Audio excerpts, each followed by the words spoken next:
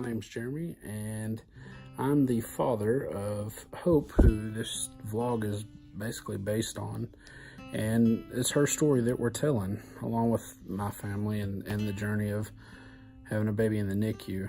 I've wrestled for a while deciding whether or not I wanted to do a vlog and, kind of show people the inside of what it's like to have a baby in a NICU and the journey that you go on and so on. And I've just kind of prayed about it and decided I felt like it was something God was leading me to do.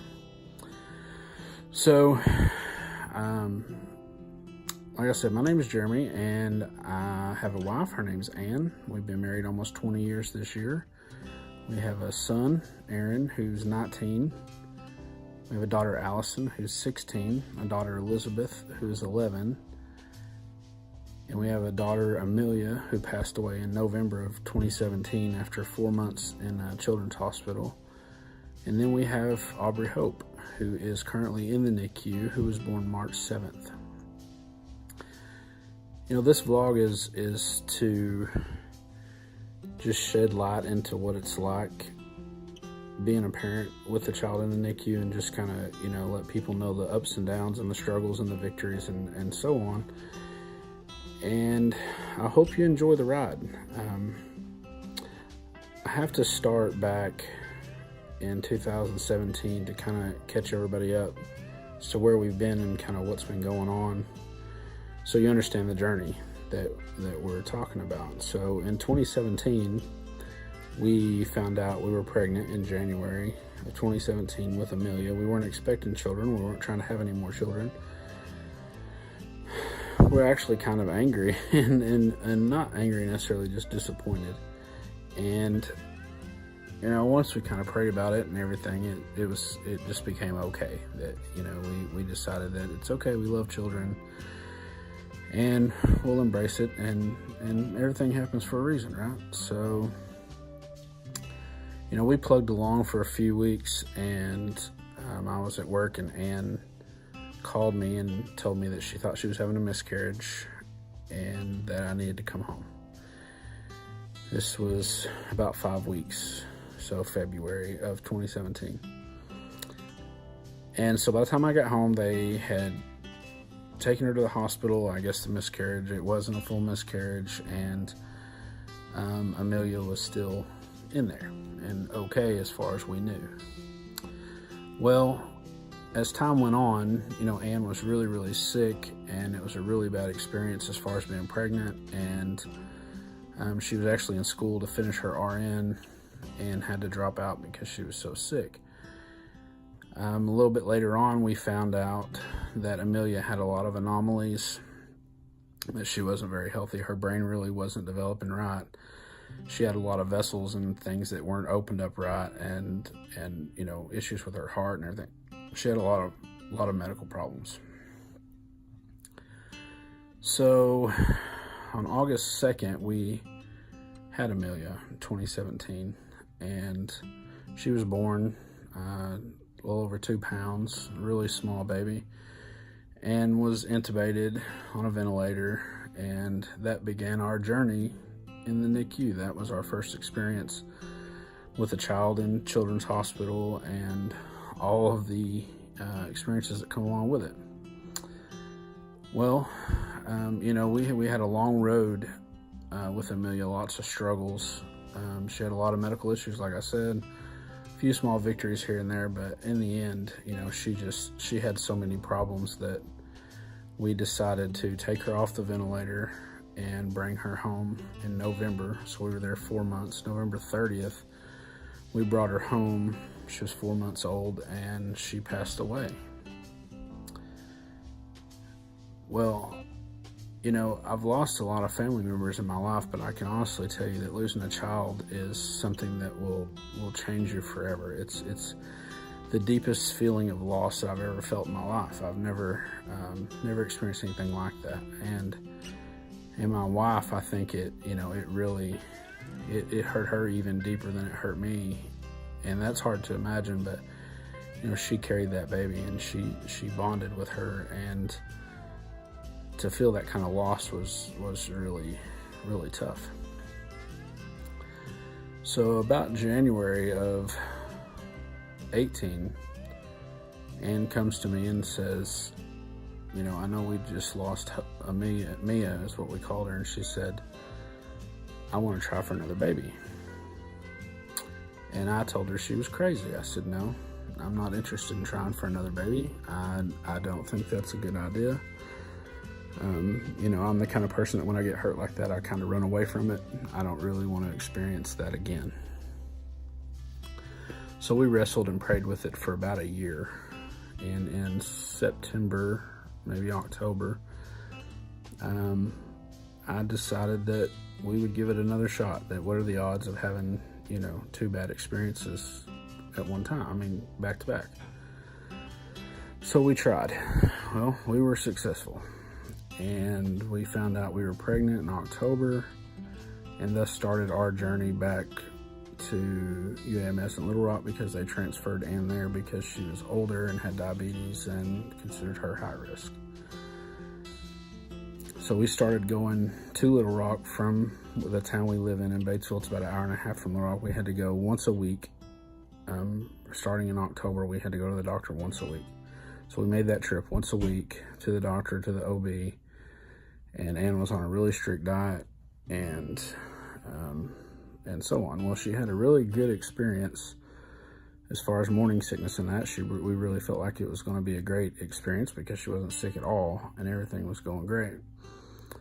Until about 16 weeks, so about December the 8th, I flew in from work and came home, and she was about 30 pounds heavier than normal, extremely swollen, and felt really, really bad. So, long story short, she went to work at the hospital, and her charge nurse sent her to the ER, and they found out that she had congestive heart failure. She's 39 years old and has congestive heart failure and 16 weeks pregnant. So my biggest fears had come to pass, that I gave in. I decided to, let's go ahead and try for another baby. And now it's biting me in the face. So they sent us to UAMS in Little Rock, and they admitted Ann there. We spent a total of about 7 days there, and they, you know, checked her heart and found out that she had an ejection fraction of about 20%, and told us to terminate our pregnancy immediately. They said, you have a 95% chance of having a cardiac event, and it could be fatal. And so they recommended us not continue the pregnancy. Well, being as Christians in the way we believe, we felt like that was not something we were interested in doing. I was kind of torn on it. Ann was absolutely set on not doing it. I trusted her, I trusted God, so I said, okay, that's what we'll do. We'll take medicine, we'll see how that goes, we'll work it out. They sent us home. We continued to come back once a week, and at 23 weeks, her water ruptured. So you can imagine finding out that your wife has congestive heart failure, and you know, fear of losing the baby and losing your wife, and all of those things come to pass, and then her water breaks, and I really kind of lost it. So we have to rush back to the hospital. They send us in an ambulance back to Little Rock, and they tell her that they're going to keep her until the baby's born. And she's about 23 weeks, and the baby's about 20 weeks in size. She's really small because I guess her water broke, and they called it what was called growth restriction. And so she wasn't growing like she was supposed to. She was really small. So we spent 14 days living in that hospital and trying to juggle the home life and children at home and school. And you know, it's exhausting. It's taxing on your family. It's taxing on your finances. It's, you know, it's exhausting. So we stayed there for 14 days, and then they told us that Hope was too small to intubate, and that if she was to go into labor that she wouldn't survive. So they sent Ann home, and they said, basically, come back once a week, we'll check for a heartbeat. If there's not a heartbeat, we'll deliver. If there continues to be a heartbeat at 34 weeks, we'll deliver no matter what. And so they sent us home, basically, to just wait till she passed in the womb. Well, that wasn't good enough. So we reached out to a group, and we spoke to a bunch of people who said they could intubate babies that small and to basically not take no for an answer. So that's what we did. We went back the following Thursday.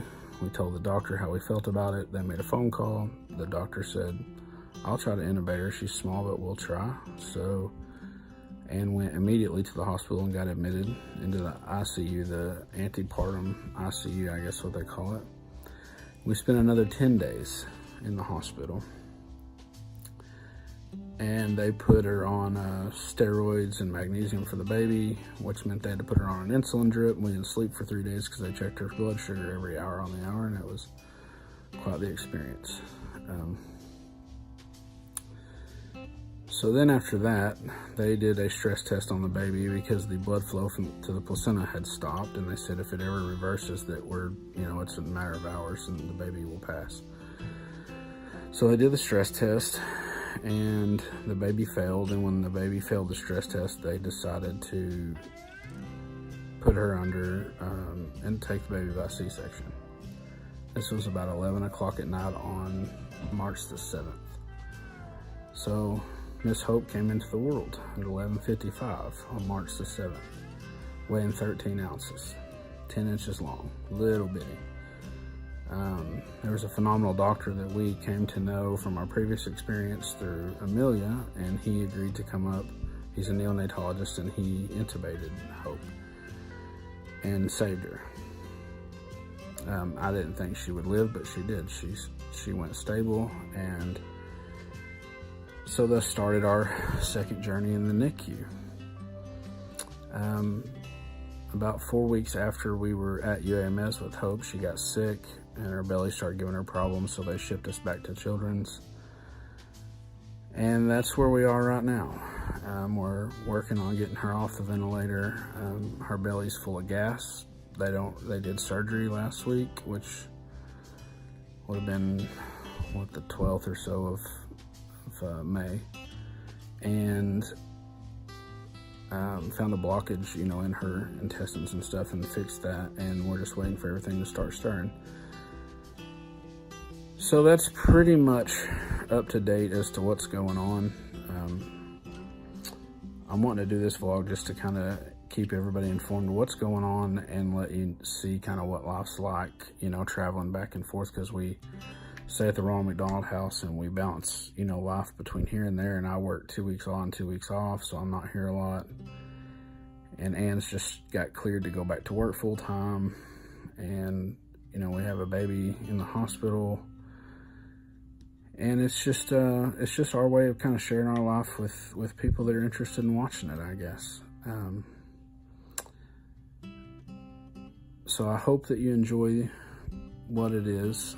I hope, if you learn anything, if you have any questions, leave comments below. I'll do my best to answer them. For the most part, I'm just going to kind of share what we do and what we're going through. Some of it may be kind of raw and not positive all the time, because with the NICU experience, it's sometimes up and a lot of times down, and a lot of struggles. So I do appreciate you coming to the channel. I appreciate you giving your time to watch what's going on, and just know that we love you and we thank you for being a part of our life. And with that, that's it for today. I'm going to post some pictures and some videos so you can see kind of the progress and bring everybody up to date. Like I said, if you have any questions, leave me a comment. All right, thanks and have a good day.